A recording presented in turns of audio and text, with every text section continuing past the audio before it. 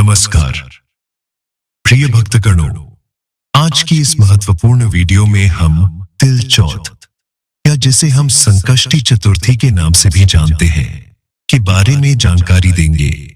आज हम आपका कंफ्यूजन दूर करेंगे कि आपको पावन संकष्टी चतुर्थी व्रत कब रखना है, 17 जनवरी या फिर 18 जनवरी को। लेकिन वीडियो को पूरा देखिएगा तभी आपकी कंफ्यूजन दूर होगी। तो आज की इस वीडियो में आप सभी जानने वाले हैं साल 2025 में जनवरी के महीने में आने वाली तिलकुटा चौथ कब है, पूजा का शुभ मुहूर्त, चंद्र उदय का समय, पूजा विधि और इस दिन क्या करे क्या ना करे, चौथ की संपूर्ण तिथि, शुभ मुहूर्त और पूजा विधि के बारे में साथ ही आप जानेंगे कि क्या इस साथ में सुबह के समय सरगी खाई जाती है, क्या इस व्रत को केवल निर्जल और निराहार रहकर ही रखा जाता है या फिर इस व्रत को जल और फल के साथ भी रख सकते हैं या नहीं। इस व्रत में यदि पीरियड आ जाए तो महिलाओं को क्या यह व्रत रखना चाहिए, अगर पीरियड हो जाते हैं तो पूजा कैसे करनी चाहिए, अगर आप पूजा ना कर पाए तो फिर पूजा किससे करवानी चाहिए। इसके अलावा रात के समय यदि चंद्र देवता दिखाई ना दे तो फिर पूजा कैसे की जाती है। यह सारी जानकारी आज के इस वीडियो में आपको मिलने वाली है। ये सारी बातें आज की इस वीडियो में हम जानेंगे, तो आप अंत तक वीडियो में बने रहिए। नमस्कार दोस्तों, स्वागत है आप सभी का एक बार फिर से आपके पसंदीदा चैनल हिंदू रिलीजियस टेल्स में। वीडियो को शुरू करने से पहले एक बार कमेंट सेक्शन में ओम गणेशाय नमः अवश्य लिखिए। वीडियो को लाइक करके हिंदू रिलीजियस टेल्स चैनल को सब्सक्राइब अवश्य कर दीजिए और हाँ, पास वाले बेल आइकन का बटन दबाना बिल्कुल भी ना भूलिए। प्रिय भक्तगणों, सकट चौथ का व्रत हर वर्ष माघ मास के कृष्ण पक्ष की चतुर्थी तिथि के दिन रखा जाता है और यह व्रत भगवान गणेश को समर्पित होता है। इस व्रत में चंद्रमा को अर्घ देने का विशेष महत्व है। सकट चौथ के व्रत का पारण रात को चंद्रमा को अर्घ्य देने के बाद ही किया जाता है। इसे तिलकुट चौथ और माघी चौथ के नाम से भी जाना जाता है। चतुर्थी तिथि के देवता भगवान श्री गणेश जी हैं और इस दिन गणेश भगवान के साथ ही चौथ माई की पूजा भी की जाती है, व्रत रखा जाता है और गणेश भगवान और चौथ माता की कथा पढ़ी और सुनी जाती है। खास तौर पर यह व्रत माताएं अपनी संतान की लंबी उम्र, उनके सुखद भविष्य की कामना को और उन्हें आने वाली हर परेशानी से बचाने के लिए रखती है। लेकिन इस व्रत को कोई भी रख सकता है जो लोग संतान प्राप्ति की इच्छा रखते हो या जिनके जीवन में बहुत सारी समस्याएं हैं। ऐसे सभी भक्त भी भगवान गणेश के साथ संकटा माता की पूजा आज के दिन कर सकते हैं। तो आइए अब जान लेते हैं तिलकुटा चौथ की तिथि के बारे में। इस बार चतुर्थी तिथि प्रारंभ होगी 17 जनवरी शुक्रवार सुबह 4:07 से और तिथि समाप्त होगी 18 जनवरी शनिवार सुबह 5:30 पर। इसलिए इस बार सकट चौथ का व्रत 17 जनवरी दिन शुक्रवार को ही रखा जाएगा। सकट चौथ के व्रत में सुबह से लेकर रात तक व्रत रखा जाता है। रात के समय भगवान गणेश को तिल, गुड़, मोदक और मूंगफली आदि का भोग लगाकर प्रसाद रूप में ग्रहण किया जाता है। 17 जनवरी शुक्रवार को सूर्योदय होगा सुबह 7:14 पर, सूर्यास्त शाम 5:59 पर। ब्रह्म मुहूर्त का समय सुबह 5:37 से 6:25 तक रहेगा। सकट चौथ के दिन इस बार सर्वार्थ सिद्ध योग भी बन रहा है, जिसमें सौभाग्य योग पूरा दिन रहने के बाद मध्य रात्रि 12:57 पर समाप्त होगा। इसके बाद में शोभन योग प्रारंभ हो जाएगा। अमृत काल सुबह 10:11 से 11:53 तक रहेगा। राहु काल सुबह 10:30 से दोपहर 12 बजे तक रहेगा। अब जानते हैं पूजा के उत्तम मुहूर्तों के बारे में। सकट चौथ की पूजा का सुबह का शुभ मुहूर्त सुबह 5:54 से 7:15 तक रहेगा। शाम की पूजा का मुहूर्त शाम 5:48 से 7:09 तक रहेगा। इसके अलावा अभिजीत मुहूर्त में यानी दोपहर के समय भी भगवान गणेश जी की पूजा की जाती है, कथा का श्रवण किया जाता है। तो अभिजीत मुहूर्त दोपहर 12:15 से 12:58 तक रहेगा। अभिजीत मुहूर्त में की गई पूजा बहुत जल्दी सफल होती है। चंद्रोदय होगा रात 9:18 पर। तो सकट चौथ के दिन रात को चंद्र देवता को अर्घ दिया जाता है। वह इस समय के बाद से आप कभी भी अर्घ देकर अपने व्रत का पारण कर सकते हैं। वैसे तो भगवान गणेश को भोग में लड्डू, मोदक, दूर्वा आदि बहुत प्रिय है, लेकिन आज की चौथ में खास तौर पर गणपति भगवान को तिल और गुड़ से बने लड्डुओं का, मिठाइयों का भोग लगाया जाता है और उनका दान भी दिया जाता है। शाम के समय चंद्र देवता की पूजा करके जब उपवास खोला जाता है तो सबसे पहले प्रसाद रूप में तिल और गुड़ के लड्डू, उनका ही प्रसाद ग्रहण करके फिर उपवास खोला जाता है। सबसे पहले ब्रह्म मुहूर्त में उठकर स्नान आदि से निवृत्त होकर साफ स्वच्छ वस्त्र धारण करनी चाहिए। पूजा में काले या भूरे रंग के वस्त्रों का प्रयोग करने से बचना चाहिए। सूर्य देवता को जल अर्पित करके फिर हाथ में जल या पुष्प लेकर व्रत रखने का संकल्प लिया जाता है। जो लोग भी किसी कारणवश व्रत रखने में समर्थ ना हो, वो केवल पूजा भी कर सकते हैं। कई जगह पर इस व्रत को निराहार और निर्जल रहकर रखा जाता है। तो ऐसे में बात आती है कि क्या इस व्रत में सरगी खाई जाती है? हमारे यहाँ पर सरगी खाने का कोई नियम तो नहीं है, लेकिन इस व्रत में जल और फल ग्रहण किया जाता है। केवल एक समय चाय या फिर जल भी इस व्रत में ले लिया जाता है। लेकिन सुबह के समय यदि आपके यहाँ सरगी खाई जाती है तो नमक का प्रयोग करने से आपको बचना चाहिए। बहुत ज्यादा मीठी वस्तु है, आपको खाने से बचना चाहिए। हो सके तो केवल फल या कुछ ड्राई फ्रूट्स या फिर फलों का जूस भी आपको सरगी में लेना चाहिए। इस दिन शाम से पहले तिल और गुड़ का सेवन नहीं करना चाहिए। शाम की पूजा में जब भोग लगाया जाता है उसके बाद ही तिल और गुड़ का सेवन किया जाता है। तो जो लोग जल या फल के साथ इस व्रत को रखते हैं उन्हें इस बात का भी ध्यान रखना है। तो ऐसे में यदि आप चाहे सुबह की पूजा एकदम साधारण तरीके से करके व्रत रखने का संकल्प लेकर कर सकते हैं, और दोपहर के समय खास तौर पर अभिजीत मुहूर्त के समय भगवान गणेश की विधि विधान से पूजा करें। उस समय आप व्रत की कथा पढ़ भी सकते हैं और सुन भी सकते हैं। मंत्रों का जो खास तौर पर जप किया जाता है, जैसे कि ओम गम गणपतये नमः, इस मंत्र का 108 बार जाप किया जाता है। धूप दीप जलाकर आरती की जाती है। वह दोपहर के समय भी कर सकते हैं। और दोपहर के समय अगर आपके यहाँ कथा सुनने का रिवाज नहीं है, शाम के समय ही कथा सुनी जाती है, तो केवल दिन में एक बार भी आप कथा सुन सकते हैं।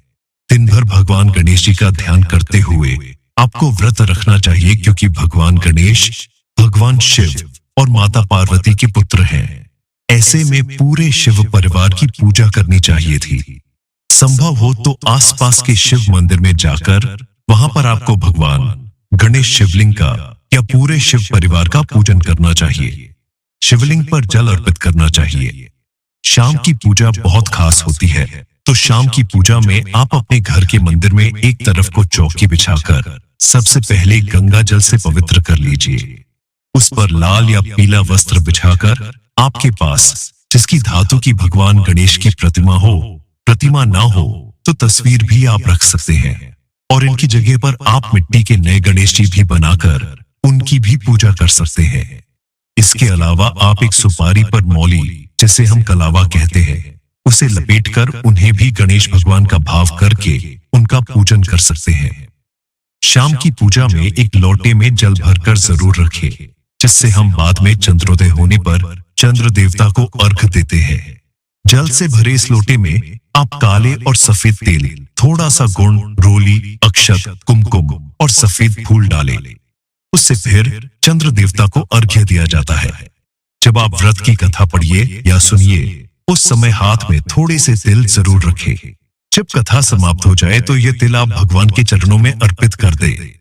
उसके बाद इन तीनों को आप बहते जल में प्रवाहित कर सकते हैं। या छत पर पक्षियों के लिए भी रख सकते हैं।